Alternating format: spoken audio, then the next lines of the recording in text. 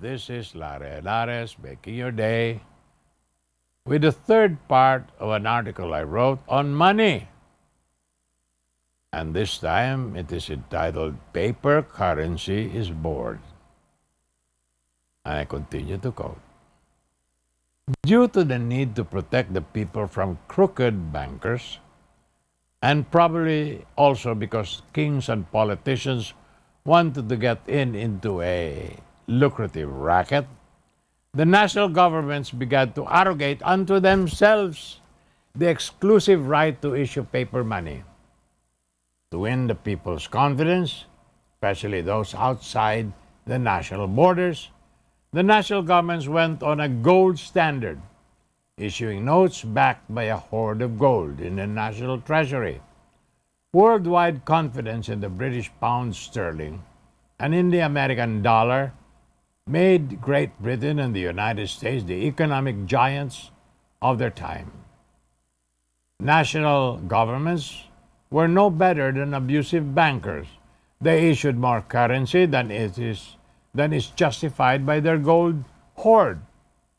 But economists in their pay rationalized this by pointing out that paper money is, after all, a medium of exchange whose value is measured by what can be bought with it, not necessarily by the amount of gold that backs it up.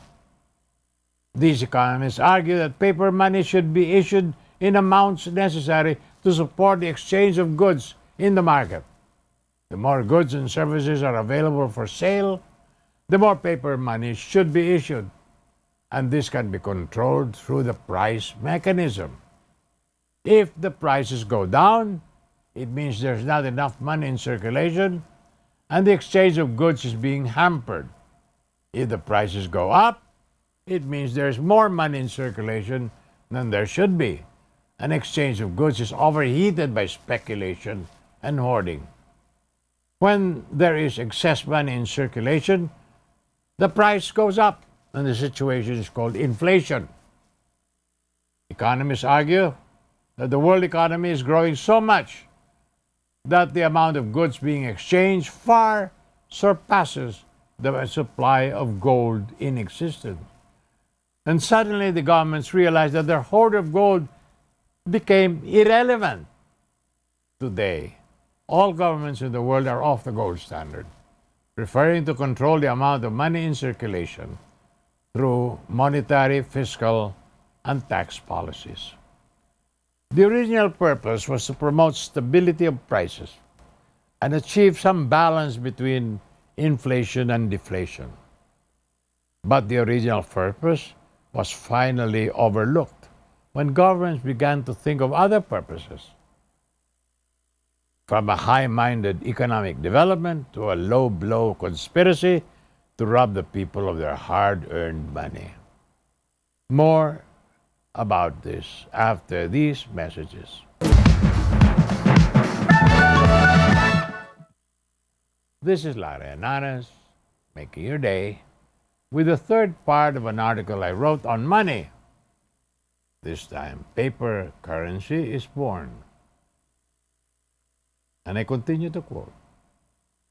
The amount of money in circulation does not consist of currency notes alone. It includes such substitute money as personal checks, promissory notes, and various what they call negotiable instruments. Guided by price indices, the government endeavors to adjust the money supply to the level of the goods and services available for sale. There are many ways this can be done. The Banco Central can increase or decrease the bank reserves and the percentage of the deposited funds that banks cannot lend out and must keep in their vaults. Banco Central of the Philippines, sa Filipinas, can also increase or decrease the rediscounting rates and control the rediscounting facilities by which it replenishes bank funds available for lending. In general, the central bank controls money supply by controlling the ability of the banks to lend money. The national government also controls the money supply through fiscal and tax measures. If the government wants to decrease money supply, it can increase the taxes on its citizens and or reduce government expenditures. This is done to sop up excess liquidity.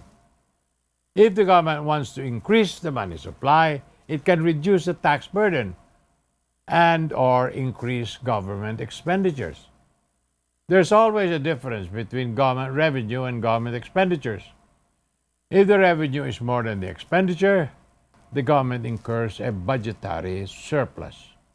If revenue is less than expenditure, the government incurs a budgetary deficit.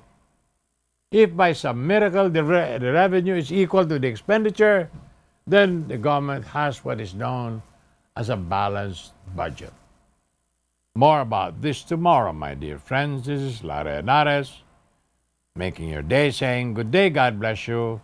Thank you very much for being with us. Till next time, hasta la bye-bye.